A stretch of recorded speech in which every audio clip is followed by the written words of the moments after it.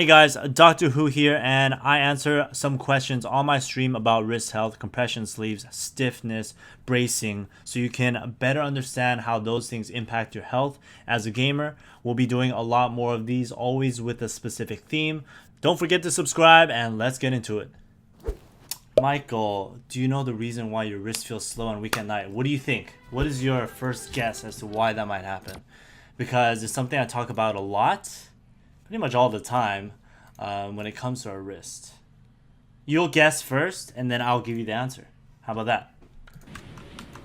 Okay. 2.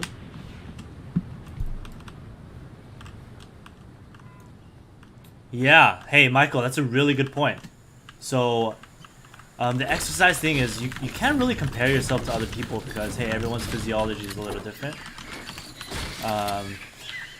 But most of the time, it is a result of endurance, right? Hey, you might be doing things differently in the day that contribute to you using your hands a lot more, or the way that you play, you use your hands a lot more.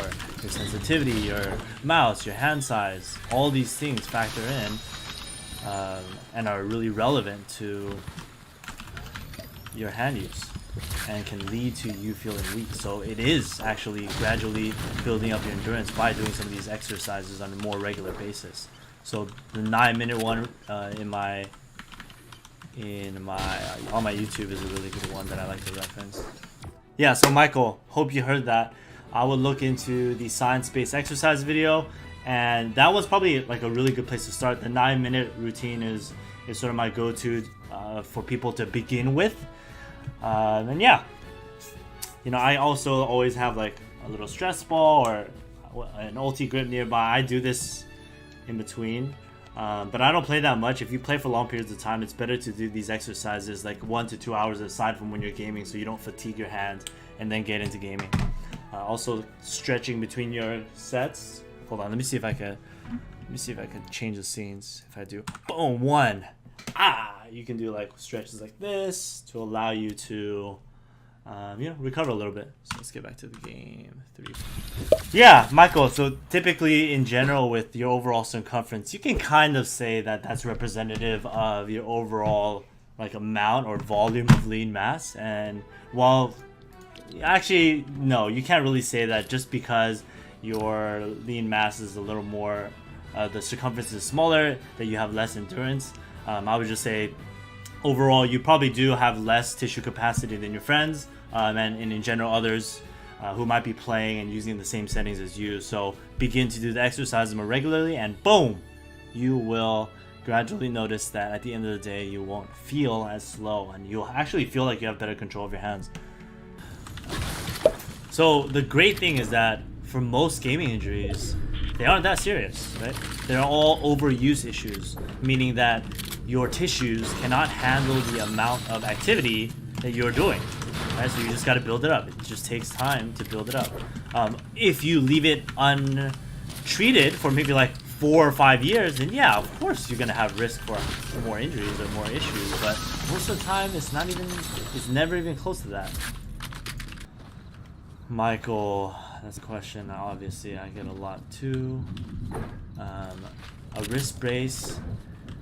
Typically, the only time that I'm okay with a wrist brace is when you're using it at night to prevent awkward wrist positions. Otherwise, it's not doing anything, right? What happens when you put a cast on?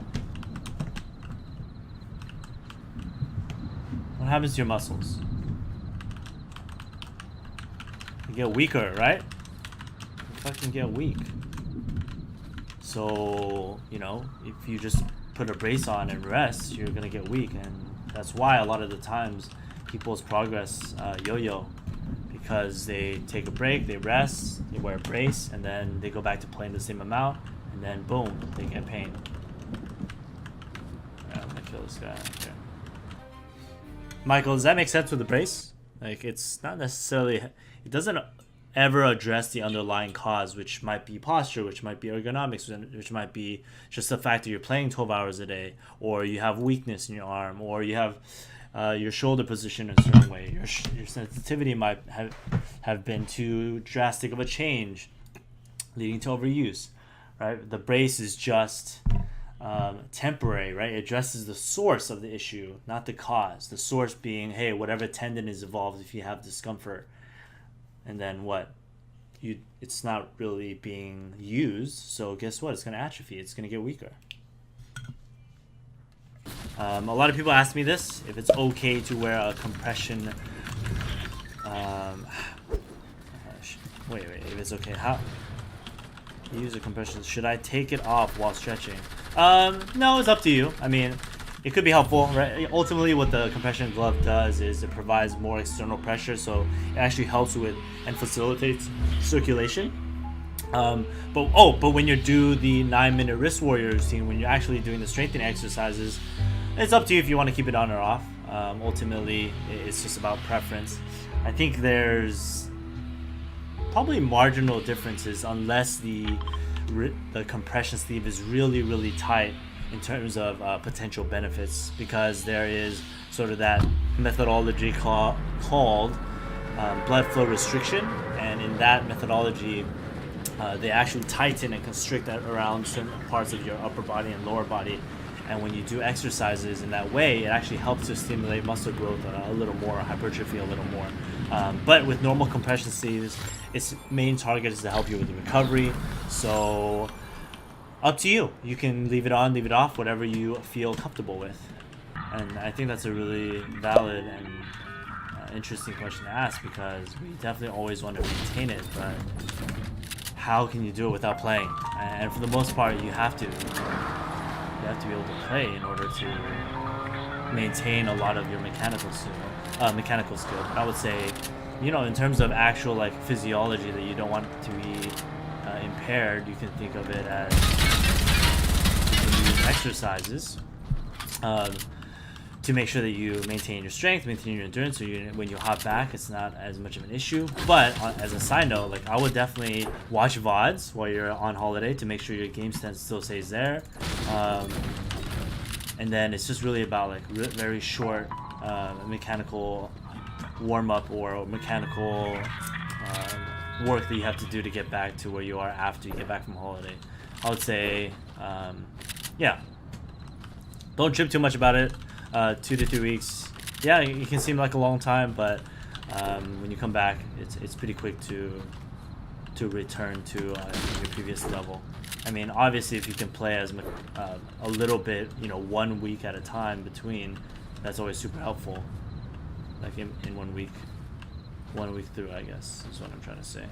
Where do you go, Mr. Jib? Does that make sense? You need to still be playing.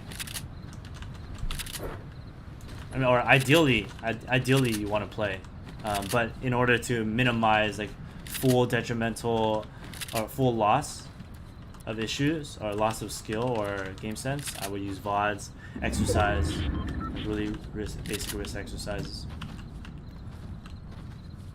just so that they don't atrophy.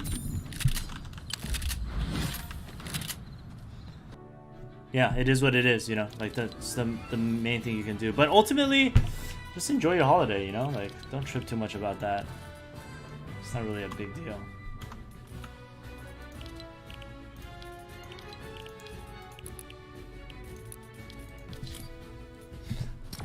Although it depends, I guess. It really depends on your like level of play, how serious you are, right? Because if you really want, you can still maintain your mechanics by, loading up, what was that build website? There's like some website where you can just free build, or you can load up a website and also do like aim booster or aim, what is that? There's like a actual like aim training browser website, aiming.pro, something like that. Yeah, it's like another option. Oh my god, there's two things. Okay, pure clicking and pain on the thumb side, got it. And pinky side. Yeah. Okay, so a lot of the times when you hear clicking, you are experiencing a tight or stiff tendon snapping over a part of the bone. If it's not painful, I wouldn't worry too much about it. I would stretch a little more regularly, but you can start to do more of the science-based wrist exercises that I posted, or the 9-minute wrist warrior routine. Doing some more extensions will help both the pinky side and the thumb side of the wrist if you're feeling it on this back side. And then don't worry about the cracks as long as it's not painful. Let's see. Jan, do you have any tips to not tense your arm when aiming and building and editing? Do you feel like when you're tensing that it's affecting you negatively, Jan? Oh man, do I bait this? Bin sniffer, I feel like at the very top of my mouse arm is quite stiff. Any advice? Try my 6-minute walkthrough. Literally just do that every day after your session. You want to do stretches between your games like this. Let me just switch back up to the main. So you want to do stretches between your games like this, especially if it's the top of your forearm here. That's temporary relief in nature, right? But over time, or in order to address this long term, you have to build up the endurance of these muscles so that they don't stiffen up, right? When they don't have as much endurance and when they're nearing levels of strain, the muscle naturally wants to stiffen up because it's trying to protect you, to tell you to say, hey, don't do anymore, or else it's going to irritate the muscle, the tendon, or whatever. So it's in your best interest to stretch to allow the stiffness to be to restore the length of the tissue, allowing you to recover a bit, but also starting to do regular exercises, the 9-minute routine, the science-based exercise routine in my channel, to build up your endurance over time, so that you don't deal with that. All right, guys, that is all. Hope you guys enjoyed this. Look out for a lot more like this because we are answering questions all the time. Don't forget, like, comment, subscribe, share this with someone you know this will help, and we'll see you guys soon.